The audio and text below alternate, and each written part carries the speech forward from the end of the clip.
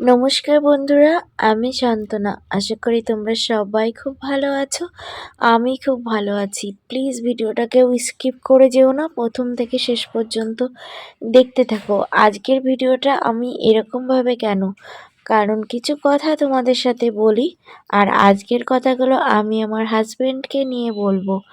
আমার শরীরটা দুদিন ধরে ভীষণ খারাপ। আমি সত্যি করে আমার হাজব্যান্ডের কথাই বলি, আমি অনেক ভাগ্য করে আমি এরকম একটা হাজব্যান্ড পেয়েছি। সত্যি কথা বলতে প্রতিটা মেয়েই চায় যে তার কাছের মানুষটা সত্যি খুব ভালো হোক আর খুব কেয়ারিং হোক। তো আমার হাজব্যান্ডটা ঠিক সেরকমই। অ্যাকচুয়ালি আমার দুদিন ধরে ভীষণ শরীর খারাপ। তো আজকে সকাল থেকেই বলি, সকালে রান্না করতে পারিনি। তো ও দোকান থেকে কিছু পরোটা কিনে এনেছিল, সেটা খাওয়া হয়েছে। তারপর আমি মেয়েকে নিয়ে স্কুলে গেছিলাম। ও দুপুরবেলায় মাছ বাজার করে এনে আমি জল মানে ভাতটা বসিয়ে দিয়ে গেছিলাম। ও মাছের ঝোল ভাত সব করে রেখেছে। তারপর আমি মেয়েকে নিয়ে স্কুলে থেকে বাড়ি এসেছি। আর বাড়ি এসে দেখছি ওর রান্না টান্না সব হয়ে গেছে। বলছে তোমার শরীর এত খারাপ, তার জন্য আমি রান্না করে রেখেছি। তো তারপর দেখো সন্ধ্যার দিকটায়, এখন কিন্তু সন্ধ্যার সময় ভিডিওগুলো করছি। ভীষণ মানে দুদিন ধরে ঠান্ডা জ্বর, গলা ব্যথা এগুলো হয়েছে। তো আমি ভালো লাগছে না, তো ওষুধ খেলাম এইমাত্র। তো আমি শুয়ে রয়েছি। তো ও আবার বললো তাহলে একটু শুয়ে থাকো, আদা দিয়ে চা করি। তো অলরেডি চাটা বসিয়ে তারপর আমার পাশে এসে বসেছিল। আর ওদিকে মেয়ে ড্রয়িং খাতা নিয়ে ড্রয়িং করছিল, স্কুল থেকে দিয়েছে।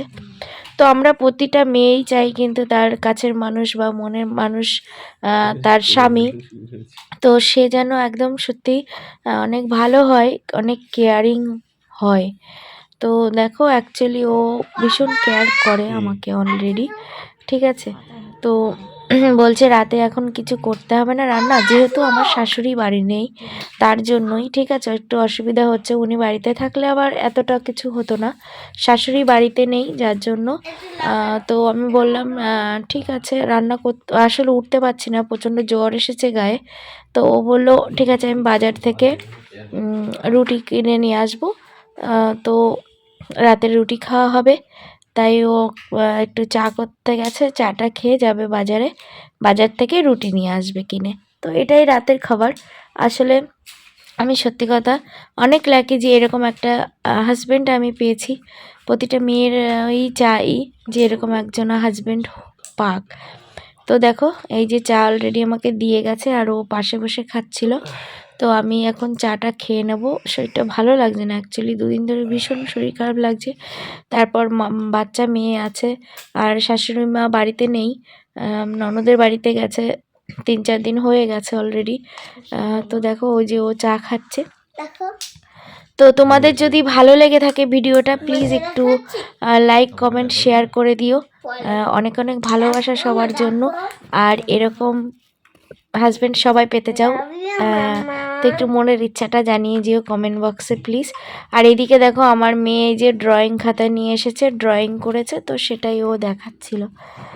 তো ও ওদিকে রয়েছে। এবার আমার হাজব্যান্ড এখন চা খেয়ে যাবে বাজারে, রাতের জন্য কিছু রুটি কিনে নিয়ে আসবে। তারপর ওষুধ খেয়েছি, হয়তো একটু পরে একটু ঠিক হয়ে যাব।